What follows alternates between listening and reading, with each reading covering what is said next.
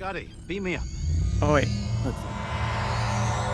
All right, so we just had to take a quick little break there, aka restarting the Zoom meeting.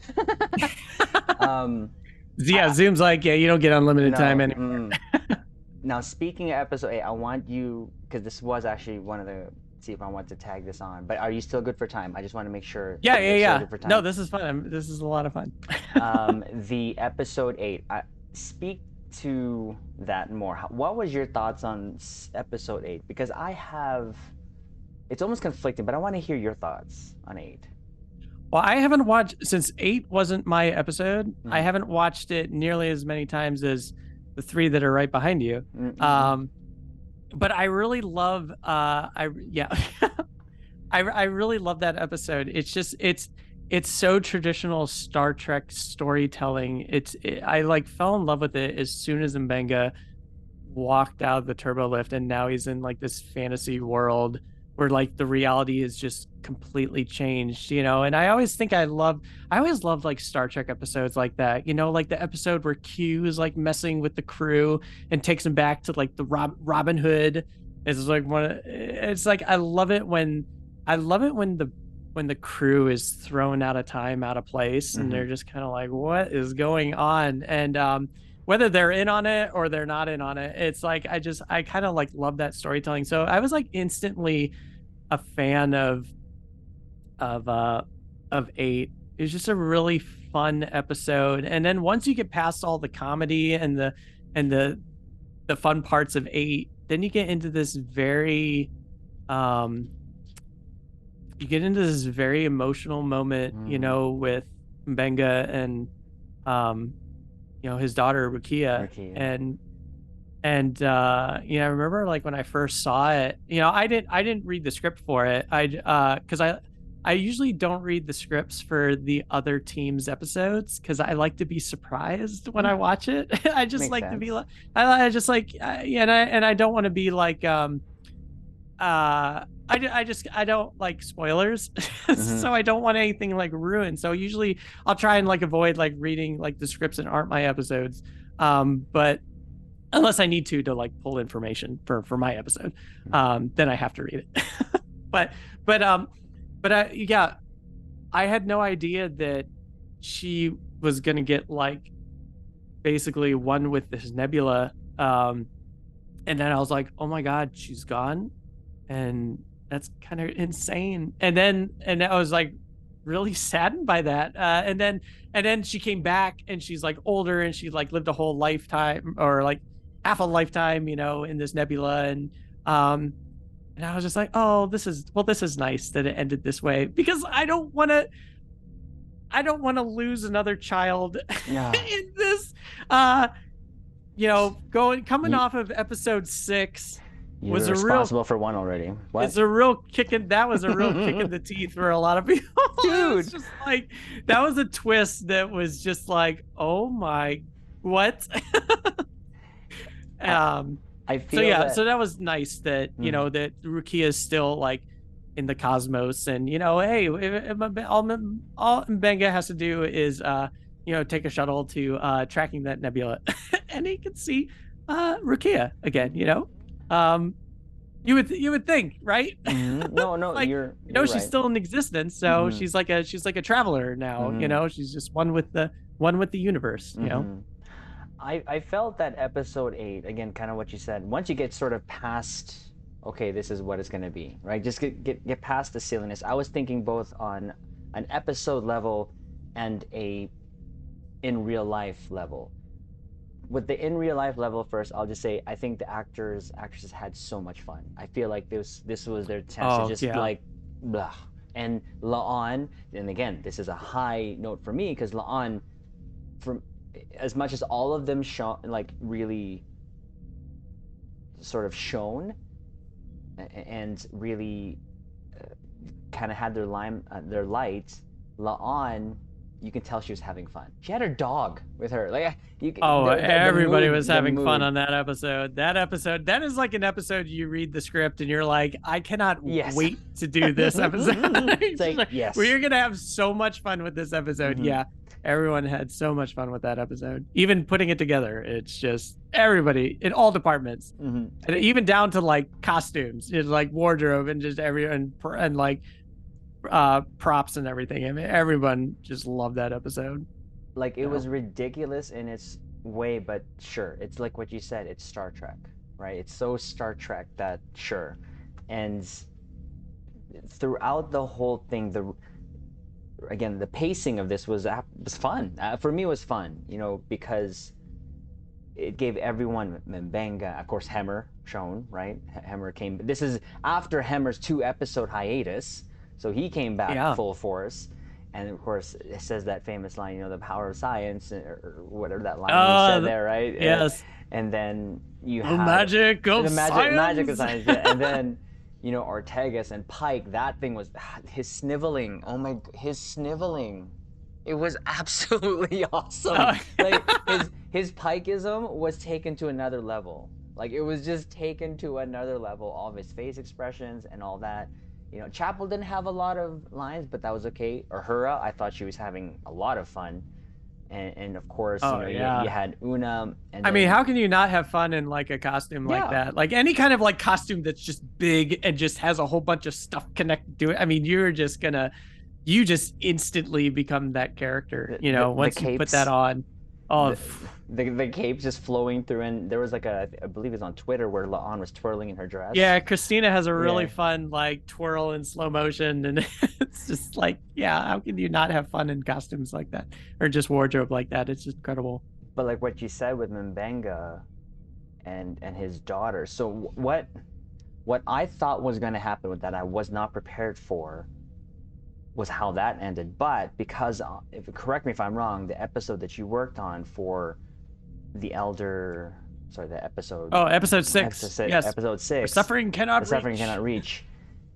Elder Gamal said, give me your daughter's file, and I will see. So I thought in my mind, okay, he's gonna try to do something, right? And then when that moment happened, now I have a daughter, 10 years old. So I think this is the reason why I connected with that scene a lot more. And this is where Mbenga kind of shot up in terms of his ranking in my doctors. When he first hugged Rukia, the lighting, the music, the moment, the actual embrace was so good. Like, I mean, that's that perfect scene. And then when the entity took over Hemmer and said it wasn't her body, it's her consciousness is not sick, it's her body, right? And that's why she, whole Nebula thing. Now I don't want to say it's an issue, but they took her away, the entity took her away, and then like I said, she came back like right away. I wish that moment was just extended just a little bit longer. However, that would have happened where maybe everything went back to normal, they're about to leave the nebula, and then she comes in. But it was so instant. I was like, wait, I'm still not recovered. What? I know why they did that. And what really got me is when Mbenga held his heart, because she named the entity after her mom. It just, oh man, you felt it from him. It's one of those episodes where it is standing out for me as really just good emotional pulls, but also sad pulls. It's like everywhere, right? It's like an emotional mess, but in a good way still. Yeah. Right? In a good way. And I'm glad of obviously his daughter. And like you said, if you want to go see your daughter, take a shuttle and skip across the universe. Right. There again. But it's still, I think what also capped that all together was the fact that from episode 1 all the way to 9, or sorry, to 8, I should say, to 8, was that theme of, okay, well, Rukia is losing time, he's not getting better, the time's running out, then all of a sudden, boom, this is the solution. And the relationship building, and again, this speaks to the next, it's going to go into the next question I have, is you seeing them work together how real is their relationship? Because that is, for me, it's conveying across the screen, and I think that's why I'm able to connect with it so bad, is because it feels so genuine, the relationship that you see on screen. Yeah, it's pretty good. It's funny. This is where you need like the second team to talk about this part. This is a better question for for the team that worked on this because it's their episode. But yeah, it's like But I mean, overall, just what from what you've seen, from what just you see them, it just feels so happy together. oh yeah. Yeah, oh, that is a great episode. This is yeah, they just work together just I don't know, they just work together just so well. Yeah. It's just oh, you're gonna make me get emotional now. No. It's like I love it's like I have a 5-year-old, and and it's just like just watching that episode, just like it's just hard to see just like everything that Mbenga's going through with Rukia, and it's just oh my god, it was really hard. Good. I think it was really good storytelling for me. A lot of people may not agree with it, but I do. I absolutely love it, and but we'll speak to more of the stuff that you worked on directly, because that's the meat here, because I have a question for you, sir. Oh gosh, no way, here it comes. Well, it was actually now, this is the next question. So tell us about the episodes you worked on. So how I'm just gonna leave it there. Tell us about the episodes you worked on, and tell us the titles and all that stuff. It was really exciting.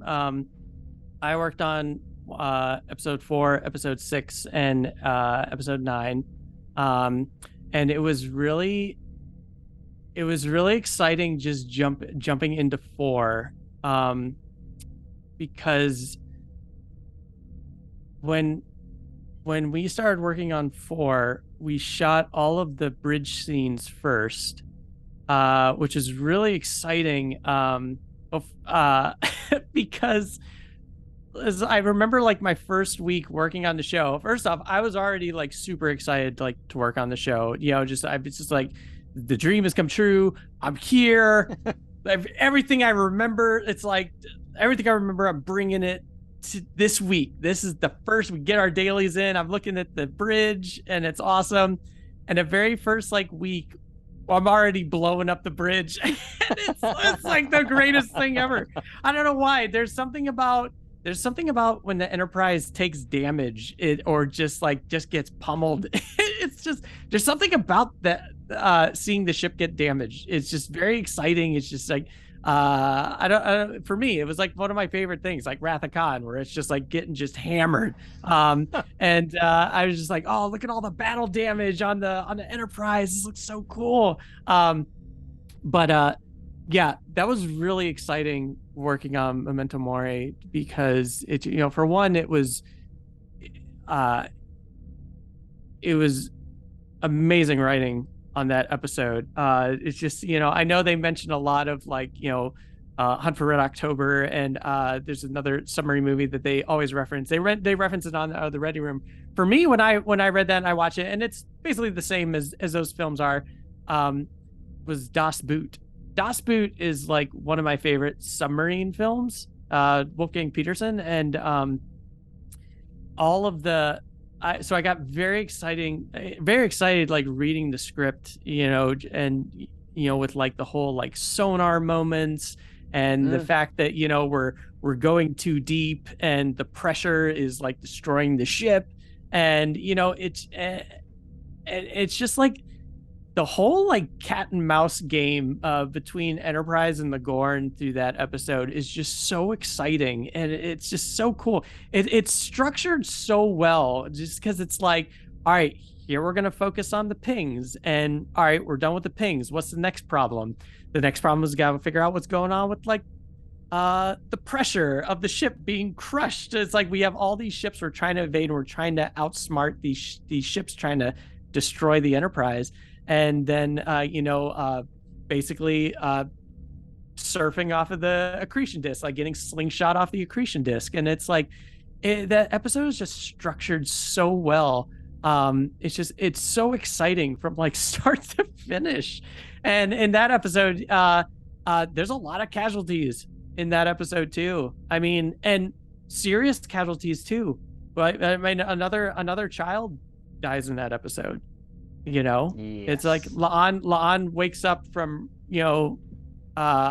from the first attack, and the first thing she says is like, "What about the girl?" And Una's just like, "Nope," and it's like, oh man, it's gotten real serious. So it's kind of crazy. I feel like I feel like we got all of the more like so we got some really intense episodes, you know, 4, 6, and 9. Just a lot of intense, a lot of crazy moments that happen in ours. There's just like very serious moments that happen in Trek. But that was just like 4. 4 was really fun, you know, just that first week of working on this show, and the first thing I get to do is blow up Enterprise. And it's really fun too, because like one of the duties of an assistant editor is one of the many. We have a lot of things we do on the show. we stay very busy, but one of them is, you know, the editor puts the show together, and a lot of times the assistant editor, we lay in all the temp sound effects. Now all those sound effects is just for temp.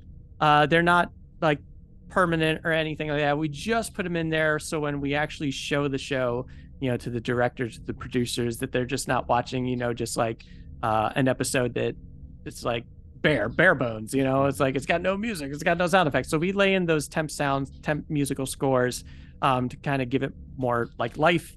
But it's exciting because when I sat down, I almost felt like I knew where every sound effect was. Like every button that was pressed, it's like, oh, I know exactly what that's gonna sound like. It was like the easiest. It was like the easiest show to like sound mix, temp wise. You know, it's like, oh, I know where all this is. Oh, I don't have the sound effect. All right, well, I'm gonna go. I'm gonna go grab this sound effect off of like Discovery and pop it in, because I know that button would sound like that.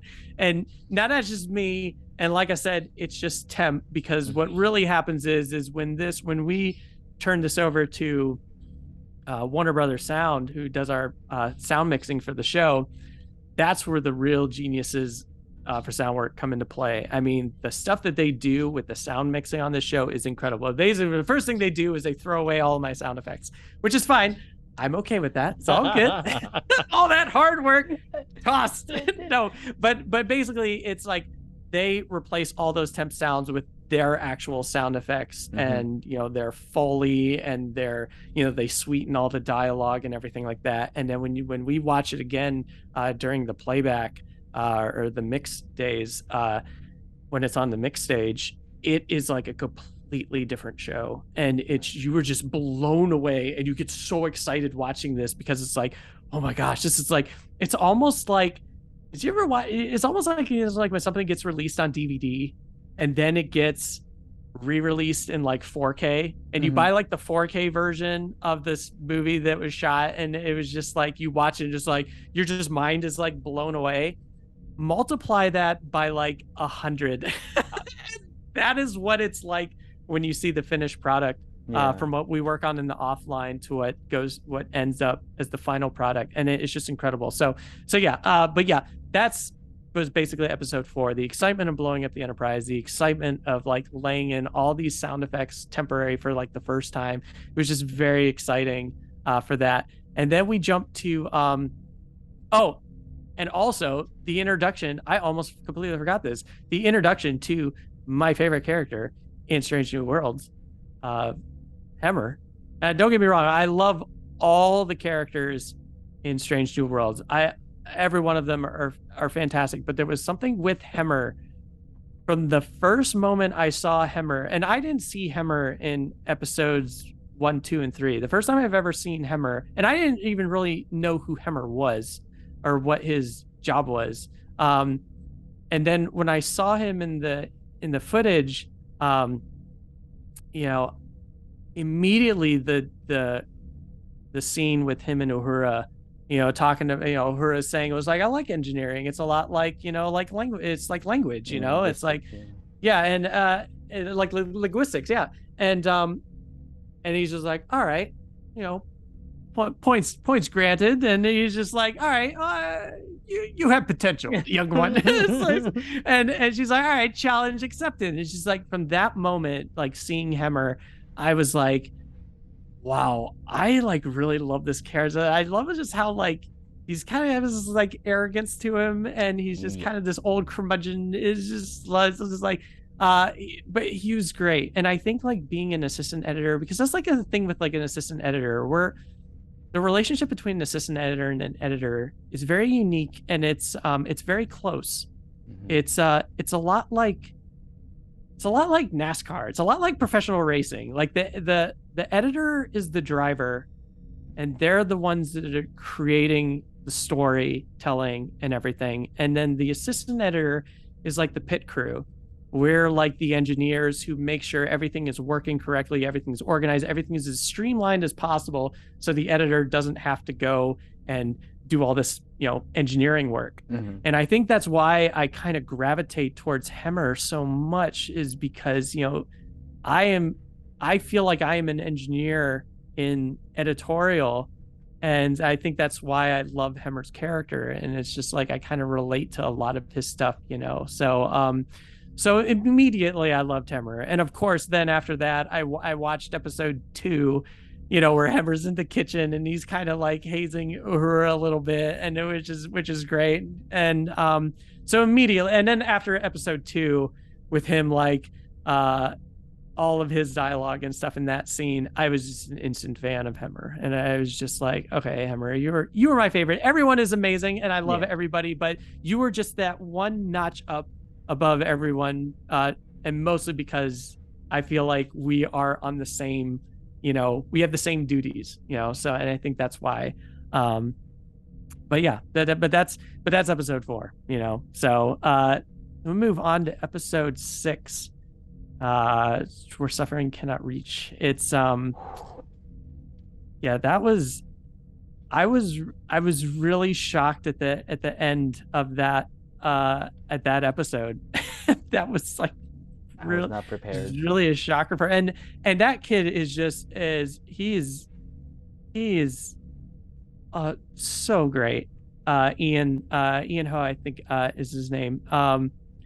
He's really good actor, and he was so adorable in this, when he has that little moment with Spock, and they're talking about like, just science stuff and everything. And then he's just like, oh yeah, I could convert this bed into this. And it's like, yeah, I don't think Dr. Mbenga would appreciate that. And he just has this like little smile that just like makes your heart like, oh, this connect to him really well. This first servant. Amazing. Yeah. So he was really great in the episode. And just a lot of fun stuff. A lot of fun stuff with Pike, and oh my gosh, the character's name, Allura. Who's played by Lindy Booth. She did a great job with that character.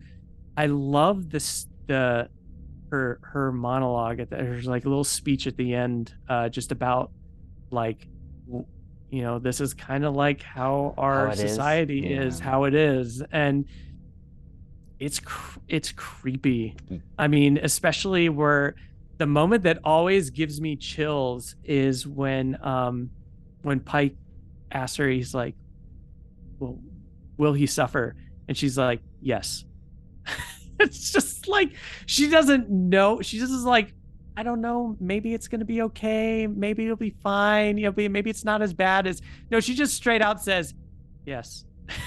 we don't pretend. It's like that moment like gets to me every time I watch it. And it's just like this really just like it's just this real, just like creepy moment for me. I'm just like, oh my gosh, this is so serious. And it's a great scene. I just like love how Pike just gets up and he's just like, nope.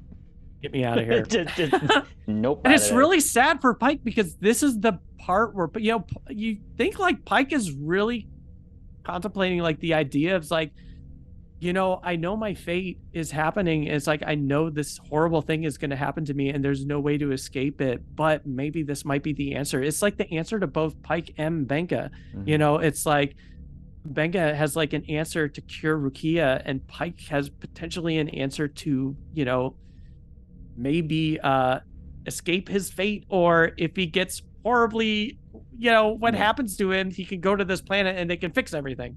And it's, and you just wonder like what's going through Pike's thoughts, like as he's looking out of the ship at the end. Yeah. And it's just, you just kind of see the planet, and he was like, to me, it's just like, this could have been my moment, but now I'm going back to this, what's going to happen to me, and it's like, well, it's almost like he's like, I'd rather have this happen to me than put a child through, this torture. And it's just, God, what an episode. Episode 6 is pretty wild. It's pretty incredible. Creepy would explain it, definitely. Yeah, and then we jump to episode 9. And a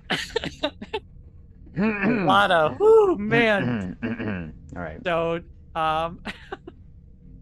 episode 9. Maybe we should just talk about episode 9 for a second. I'm gonna still go ahead. I'm gonna hold it in. Episode 9 was really, for like many people right now, many audience members, episode 9 was really rough for me to read that script. And I'm sure for just so many people, just, watching that episode. When I read the script for 9, I got to that moment with Hemmer. And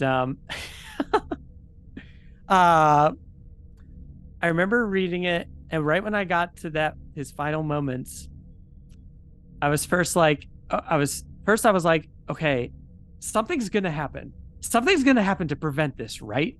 Like, they're gonna come up with something. They're gonna be like, oh, we could just, I don't know, we could just beam him out of him or something like that. But I was like, well, no, wait, we can't do that because we can't detect them, or something like that. So it's like, okay, there's got to be a way. Like, my mind is racing for solutions, and I have the script right in front of me. Uh-oh. Did we lose him? Uh-oh. This is what happens live. Matt?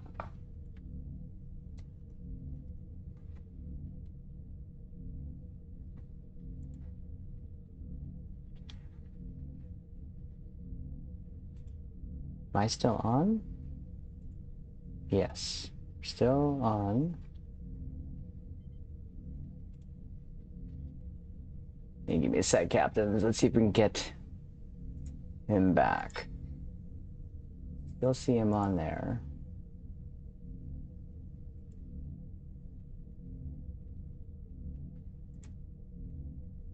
Oh, give me a sec, Caps. We'll be right back.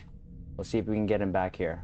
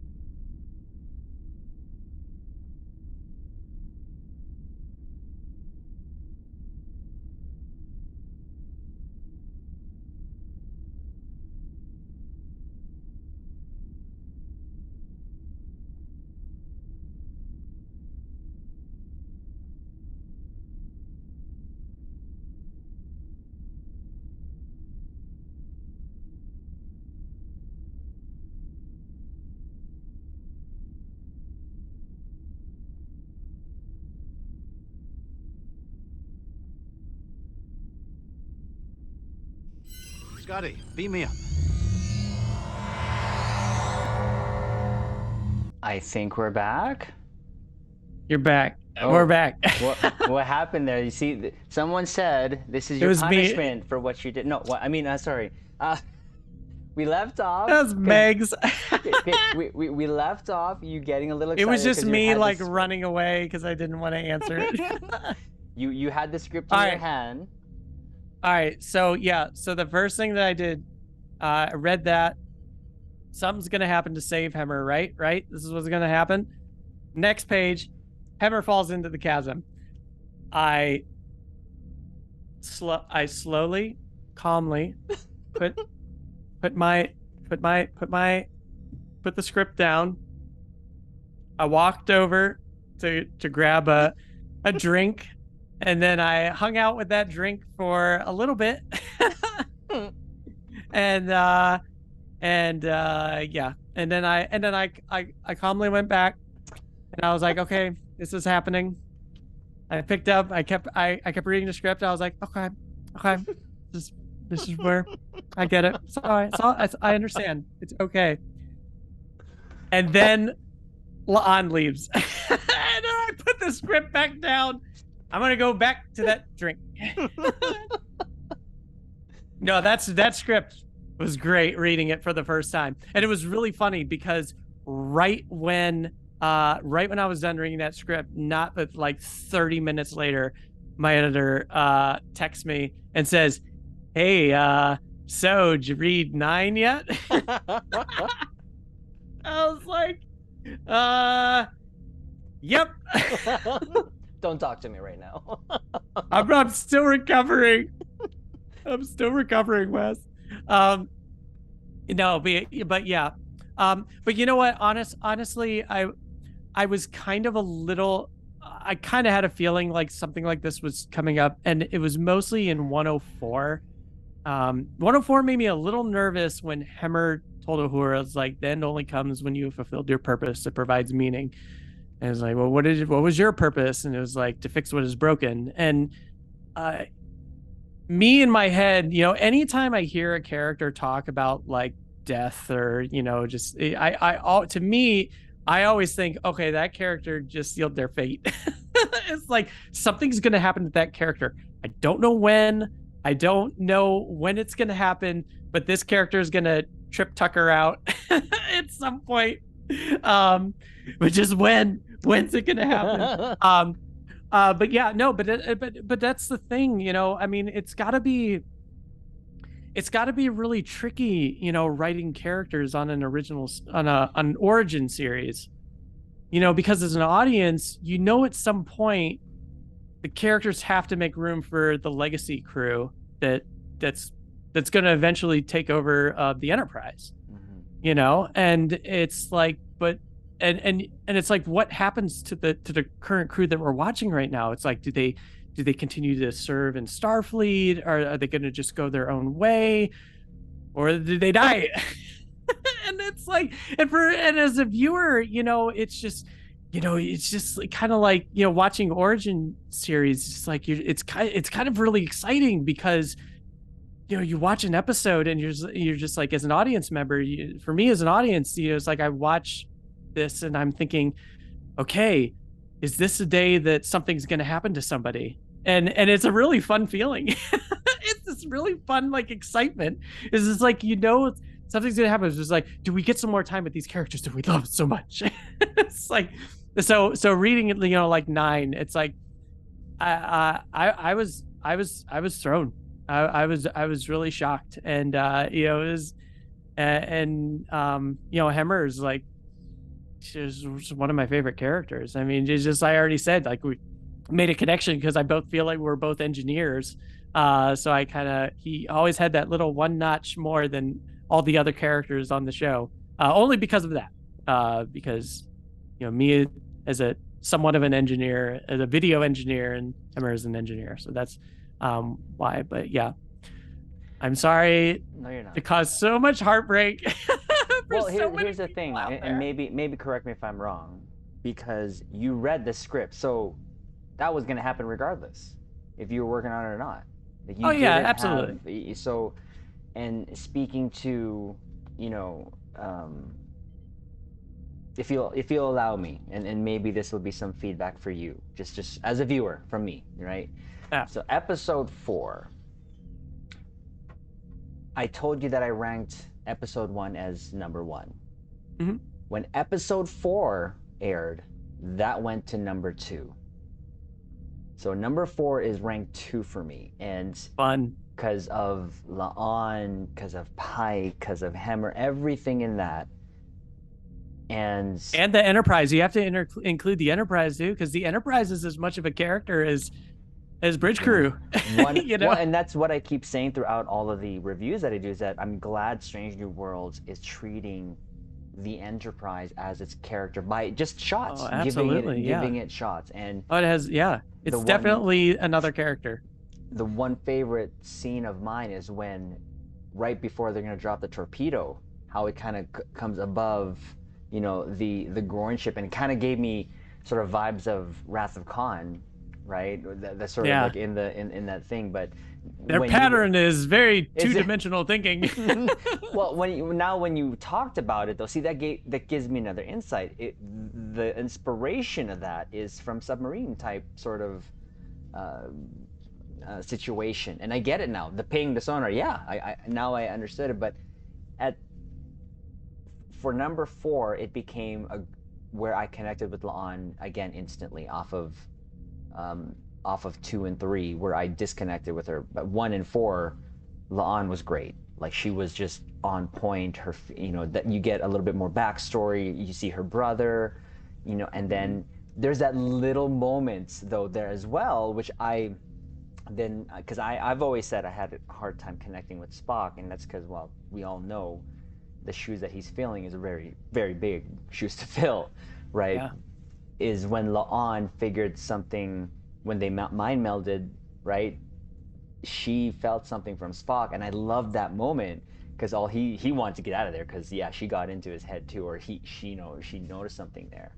So that episode for me was really... That's a great callback to Discovery too. Like, it's that moment where, you know, you'll hear it in the background where, you know, La'an, because they're sharing their thoughts, you know, La'an is like, she stands there, and then you hear, you know, Michael, you know, he'll burn him, and it's just like, you know, there's the whole thing where he says in Vulcan is like, so I love you, and I love you too, brother. And it's just, it was such a great addition to that episode, and it's just a great callback to that moment where it's like, that was the last time Spock got to see his sister, you know, and it's just like, he's just like, yeah, we have to stop. It's like, we gotta get out of this right now.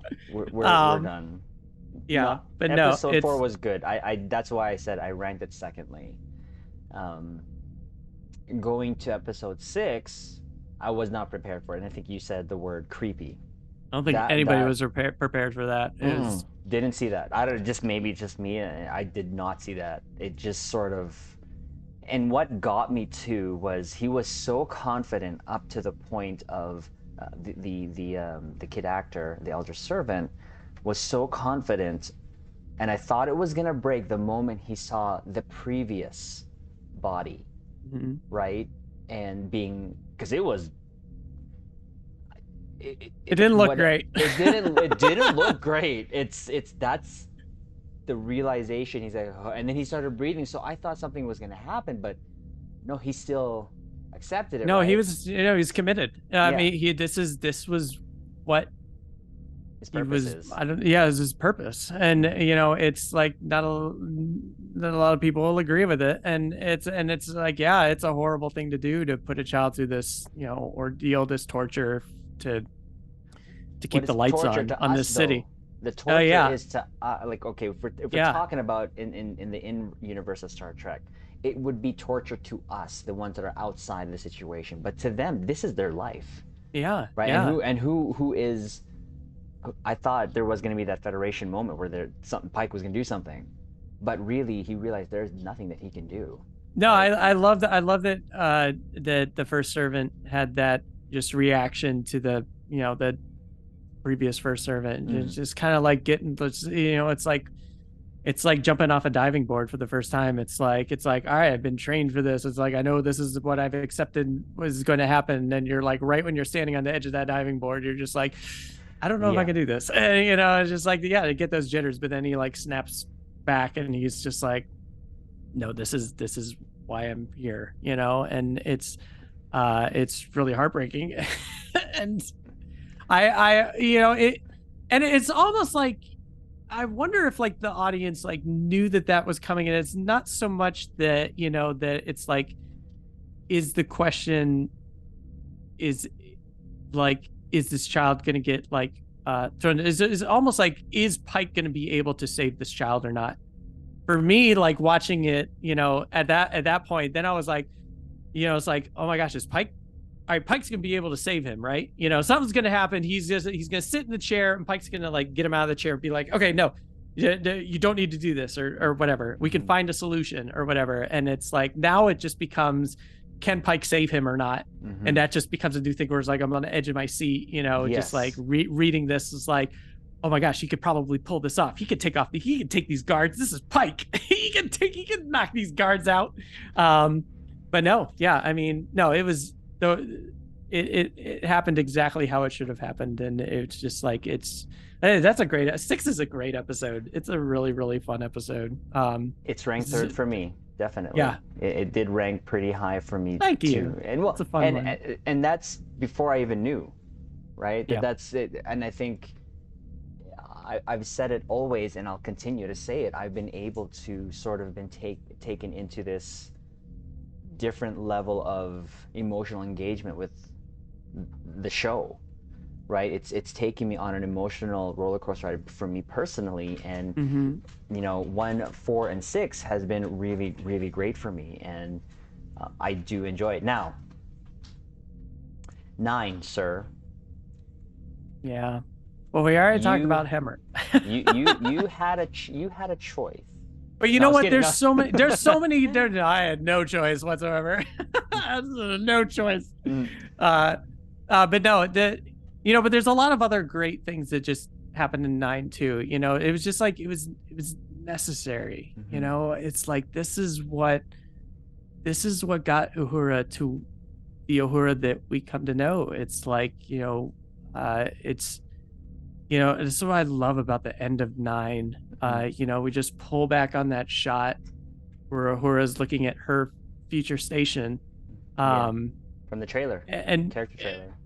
And another really a great part, and this is like, you know, for the sound, is putting in those sounds of the old school, the beeps and the boops of the old school communication station. You know, you just hear that, and the audience, with me as an audience, you just sitting there and you're like, this is where you have no idea who you are about to become. This is like this amazing legacy character, and this is where it all begins for you. It's like the death of Hemmer, but it's the birth of, you know, the Uhura that we know. You know, she's found her purpose. You know, Hemmer's he fixed what was broken, you know. And I love that line. It's one of my favorite lines, and just his Bruce's delivery of it too is just like, to fix what is broken is so good. But also that, you know, there's a lot of other great things happening. We also have the death of Duke, which is great. I love it. Man, oh my gosh, had so much fun cutting that death scene. Like, yeah. We get to kill a red shirt. Red shirt, and then of course Chris Chia, Ensign Chia, I think that was her name. Yeah, and Chia, yep. And Chia. So I mean that again, 9. I'm still. Those are some fun deaths. Well, good stuff. Here's what the mood there definitely changed with the music, and it really got me. I mean, a lot of these episodes got me to the edge of my seat, but this one particularly, I was like, you know, I found myself just going closer to the screen, going, what's gonna happen, you know? And I thought it was really well done. As much as that last part did hurt, even La'an's departing from the Enterprise was well done. And again, the ranking of this one is hard because I said this before, and I said this to Bruce, that any scene that he's been in, it's just felt so weighted. It's just so, the delivery, his presence on the screen really weighted that scene It's very down. powerful. It's very powerful. It's just very short lines, but his delivery was great. And then when I told him that, he's like, well, he says they're great writers. They're just great writers. Absolutely. And I love how he actually gave that props. And obviously, you know, he's not going to go, oh, well, thank you. But still, it was still him delivering it, right? So it's again, like kind of what you said, is it's like teamwork. It's a crew working together. Yeah, it's a combination of them. And I love how you mentioned music too, because Nami is she brings so much to the table just to this show and in composing this show. And it's just like there are days where I just listen to all of, you know, her music that she sends back with the show, and it's just so, it's really good. And just like all like the nods to, like, you know, the previous, you know, just all like the little Easter eggs that they put into composing the show. It's just really great. I have like a really fun score from her is the scene with Hemmer and Uhura when they're in the Peregrine's engineering, basically like powering it back up. And, you know, she's talking about, it's like, I'm just kind of coasting. And it's like, well, what are you coasting about? And if you can try and listen to it without like, without the dialogue, like overtaking it, if you can hear the music, it is one of my favorite scores that she's done so far. It's such an amazing scoring. I love like even like the pilot, even the first episode, she's got some just amazing work. I love Nami's work. It's so good. When that comes out as a soundtrack, like Strange New World soundtrack, I'm instantaneously like downloading that because it's so good. But yeah, no, it's a lot of her scoring really drives a lot of the scenes, and you know, especially in 9, because 9 is just so terrifying, and it's just so like there's just moments like that scene where Spock is you know, he's kind of investigating, and you see the blood trail that like goes to the vent, and like Pike's like scares the crap out of him. Like, I love that line. I love that line so much. I didn't realize you were so jumpy. She's like, but I like that scene too as well. And I'm not, you know, because of course we, like what you said, there's going to be a point where this is going to transfer over, right? There's going to be a point. We know that. And maybe this is one of the reasons why I've said before, I don't like it when shows go backwards in time. I just don't. But this one, I really am making an exception. Now that scene, you had Pike, M'Benga, and Spock. How cool. To me, it was so cool that it sort of almost is showing you what's to come, right? As Spock tying in from the old crew to the new crew. You know? But like where it's going to be, of course, Kirk, McCoy, and Spock, right? So the legacy group, right? The legacy group. So I liked that aspect. Of course, Spock lost his marbles here in this one. I thought that was pretty powerful. But Chapel, I will say, great yell. Chapel, she is, wow. The range of her acting, the range of what she can convey to you as a viewer of what she's going through. Those moments when she's like, I'm getting goosebumps. Those moments. It's a very emotional scene when she like kind of consoles like Spock after he punches a hole in the.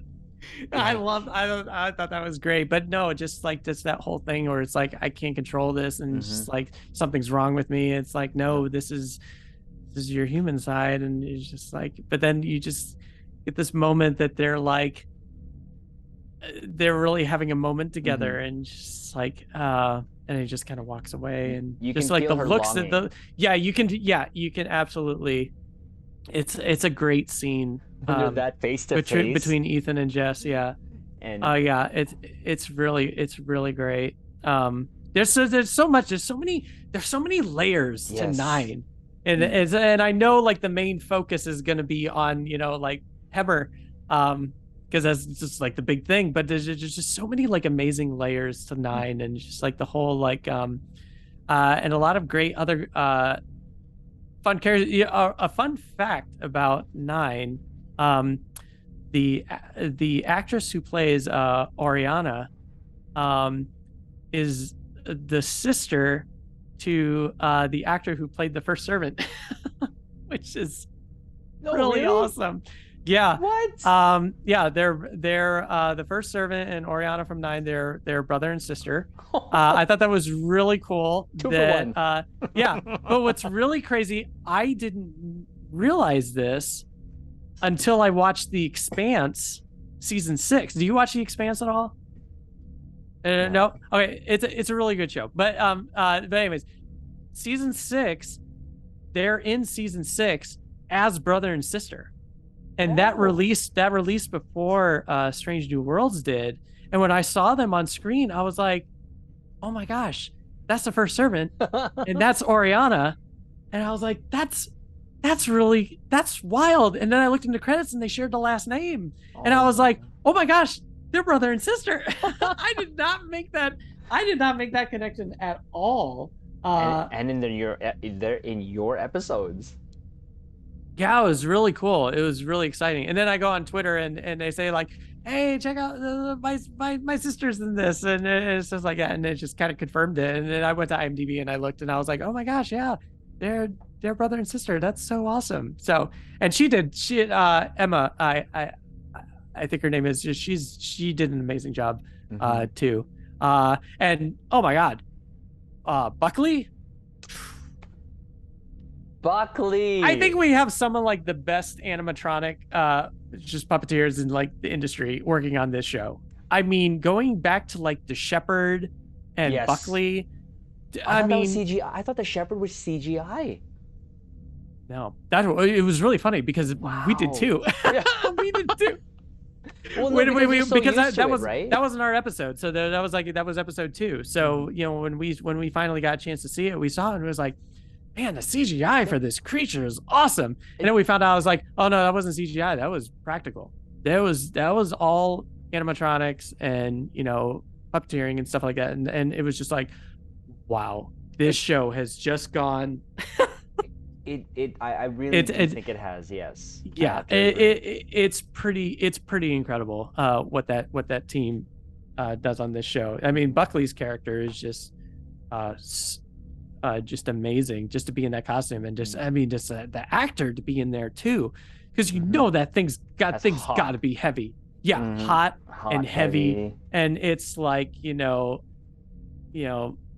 hats off to the actor that's in that suit, because that's got to be some strength. Yeah. Well, the thing that I am also liking is it's very practical, and we've been so used to CGI that it's sort of, I thought it was CGI, but it worked. And there's some things where you have to like augment a little bit, just to kind of, it's like you can't.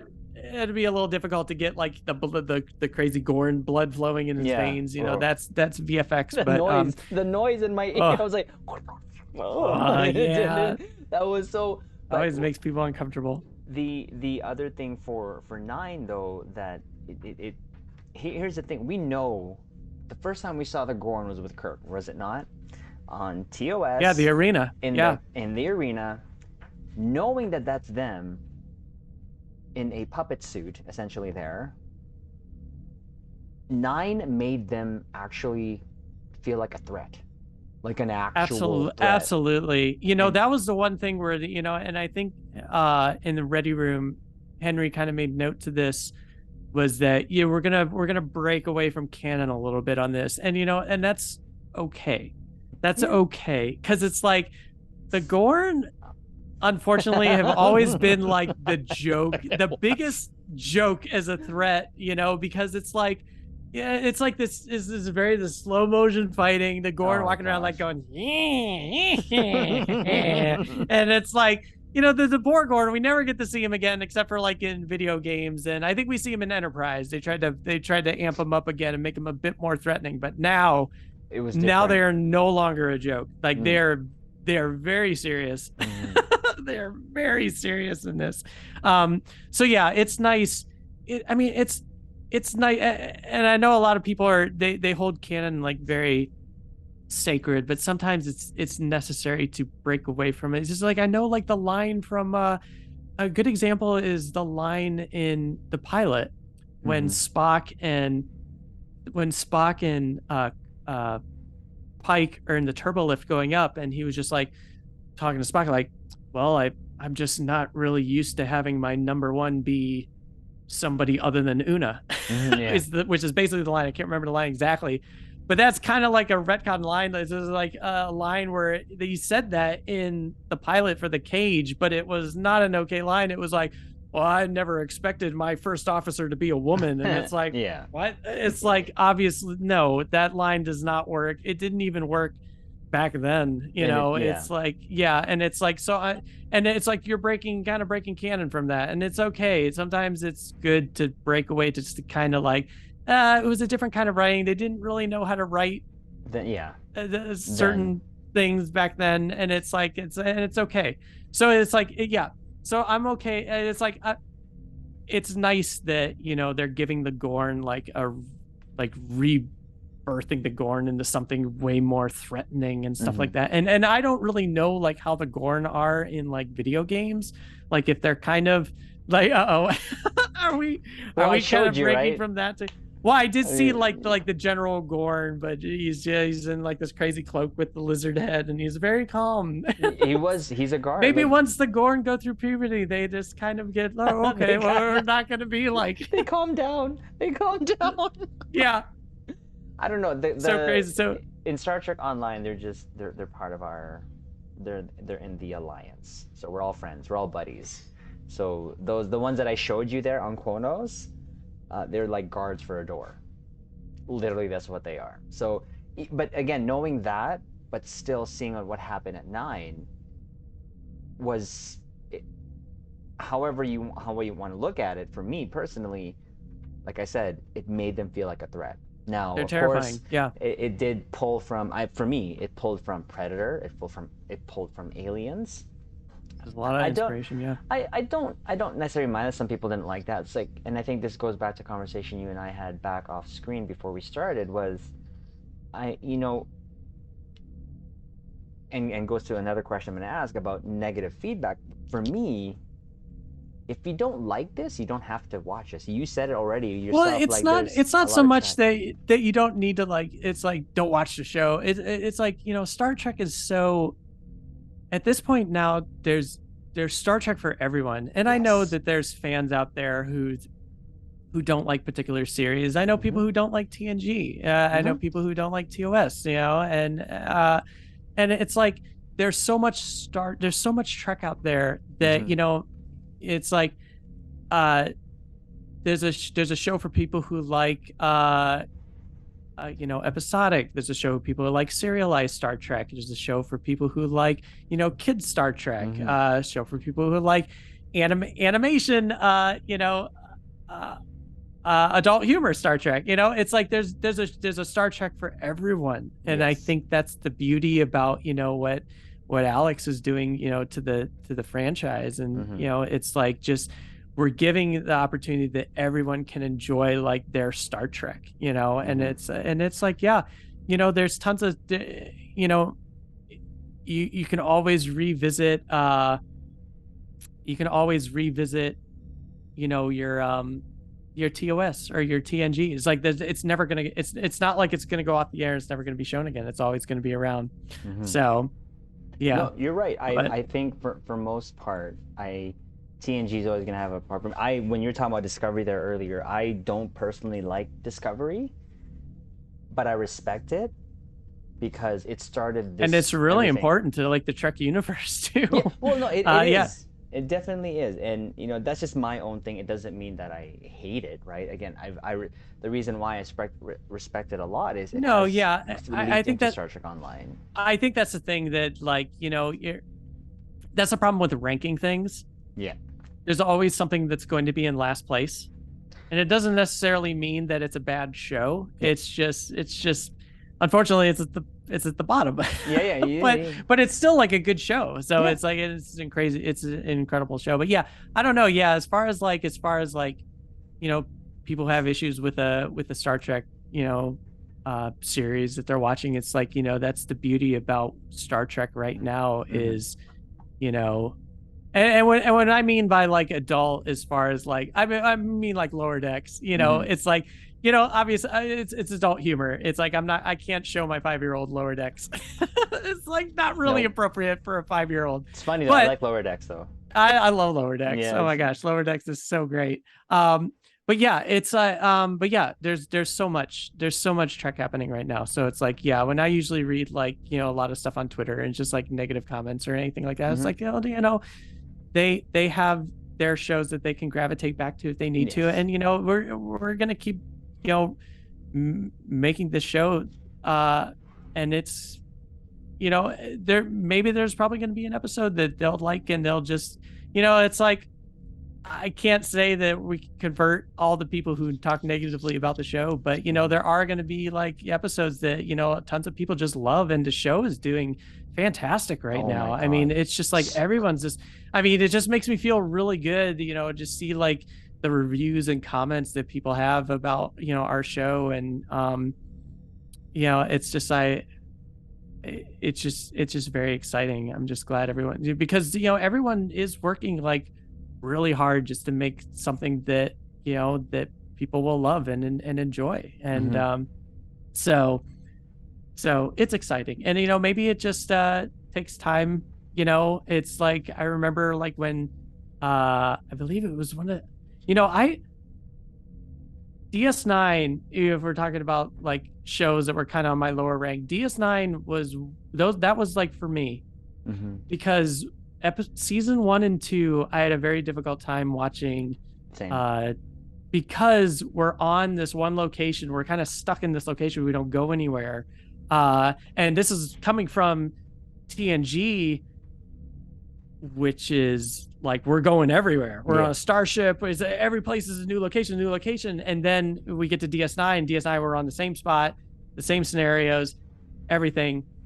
But so season 1 and 2 weren't my favorite for DS9, but once season 3 hit, and once we entered the Dominion War, and it became kind of like serialized Star Trek now, then I like really loved it. And it's just like, oh my gosh, this is just crazy, the evolution, and just and that show got super serious. It was insane. It got serious, but it also had its like fun moments, where they had like the Ocean's 11 episode, where they're all like trying to do like the heist episode. It's like, it's still doing fun stuff like that, but it is a very serious arc for this series. But yeah, it's like, but I love the episodic storytelling. It's like, and I love serialized storytelling too. But it's nice. I feel like it's nice. Like, a lot of people are really enjoying the episodic, because it's just, they could skip an episode if they want. You can technically jump from 3 to 6, and you won't feel like you're like missing anything. But also, you'll never really feel like you're missing anything, because we put recaps in on all the episodes to catch people up. To what's going on, with this character. So when something happens, you're just not kind of like completely thrown off. So it doesn't feel like you have to watch, from start to finish. If maybe some people just don't have time to, and I get it. I mean, it's hard to binge watch 170 episodes of TNG. It's like, I'm gonna watch all of DS9. It's like, there's 170 some episodes. That's a lot. That's a lot to get through, especially like with like how they did the format back then with like 24 episodes a season. I mean, it's hard to like rewatch that stuff. It's a lot of hours. A lot of hours. So there is a lot of, I like what you said, and I think we agreed, and I said it too as well, that there is Trek for everyone out there. And I think what happens is, though, with new Trek, any fan wants new Trek, and when it's not the Trek that they're expecting, that's when the rage sometimes do have. I won't say rage, that's probably too much, but I've seen some comments, man. There's some rage induced in those. There's comments. Some opinions. there's some opinions, but there's some opinions out there. I'm really feeling that Strange New Worlds has, like what you said, taken it to a different level for me that I have not felt in a long time. It's new. It's great. It's new, but it's old. It's great. I said that Strange New Worlds Well, can yeah, actually because it's fit in like I the said, we post. haven't seen we haven't seen like episodic storytelling in since Enterprise. Mm-hmm.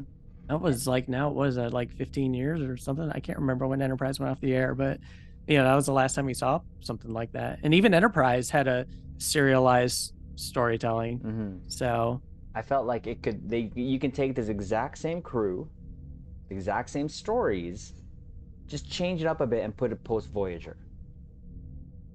I felt like put it maybe the next Enterprise or whatever, but it just speaks to me how the care that went into this. I feel it from Bruce. I feel it from you when you're talking about it, and it shows in all of the episodes. Personally, for me, because each and every one I've liked so far. And yes, like what we said before, just because I have an episode ranked at the very bottom, it doesn't mean it's bad. It's just that there has to be a ranking done.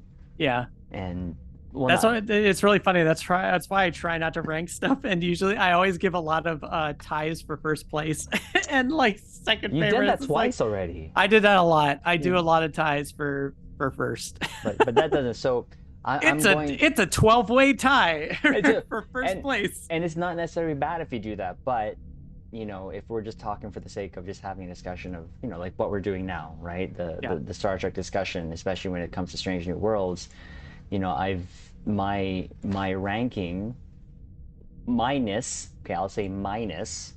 the last 2 episodes, because I still don't know where to put them, thanks to you. I mean, no, not thanks to you, but the ranking I have them at was no, I know that's as not me. I'm trying to find someone to blame. No, is 1, 4, 6, 7, 3, 5, 2, and I still don't know where to put 8, unfortunately, and 9. And I think what I'll do is I'll rank them obviously when the 10th one comes out, which looks good. But I'm gonna ask you what question here, Matt. We're looking at about, I don't know how you doing. We've been here almost 3 hours. How are you doing? Oh my God. It's been here for a while. How are you doing?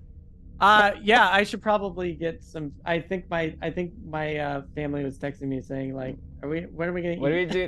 So as much as maybe. But this has been a lot of fun though. This has been really fun just talking about Trek. Also, I can tell like the light. I can also tell like the sun is going down because the stream is getting significantly darker. Yes. And I don't know if it's because we're talking about episode 9 or. Well, it maybe is a mixture of both, but. If anything, before heading on, and again, I don't want to keep you. If we have family, of course. We've been here. I think we went over, but I personally want to thank you for coming on here, and I'm been so honored and to have been able to meet you. Likewise. So what we're going to do is, 1, ask if we can do this again sometime in the future, but also 2, what we're going to want to do is we'll make sure that we put all of your information, especially captains, if you are on Twitch, please give a follow to Silver Medal Tavern, because we're going to try to also play some board games with him at one time, because that's what he does and it looks fun. I just have never tried it, but hey, before we go, I would love to have you here at the tavern over on a stream one day. As you can see, I have many Star Trek board games behind me. We can play a very good warm up Star Trek game, very easily to stream back and forth. Sure. I would think it would have a lot of fun. And who knows, maybe after you play a Star Trek board game, your background will look like this. Maybe. You will fill your house with board games. But no, I appreciate your time so much. Thank you. Before we go, thank you for having me on. It's been a lot of fun. Give our captains a salute before we go. There's that one too, and then we'll do this one too, of course. So I'll do this one because that's what Hemmer was doing. Well, I'm sorry. No, you're not. I'm just. That's true. I'm not. No, thank you so much again, Matthew. Thank you so much. I appreciate it. And, no, thanks for having me here, and thank you. Thank you everybody for you and everyone watching. Thanks for watching the show. I mean, like I said, we really put a lot of heart and soul into this show. And, you know, the writers, the producers, the creators, everybody who works on the show, they are just. Oh, one sec.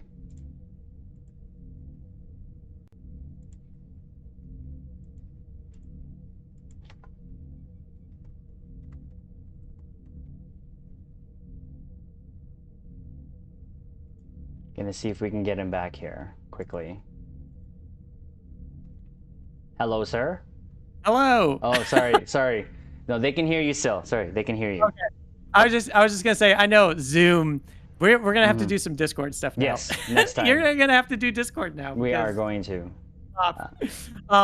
No, but yeah, everyone, seriously, I know I'm off. I'm in spirit now. I'm actually probably. Am I behind? Am I still behind Z? You are going to be right now. No, seriously, everybody, thank you. Just thank you so much for watching, and you know, we all just really appreciate it. We all like love hearing your feedback and just, you know, listening to your responses to the show, and you know, enjoy the rest of season 1. I know it's coming to an end, and we're all going to be very sad. But you know, everyone, season 2, it's coming. Yes. So it's coming. Let's go. We're gonna be super excited. But again, thank you so much, Matt. No, thank you. And we will do this again. Awesome. Take care of yourself, Z, and yes, captains. Live long and prosper. LLaP, sir.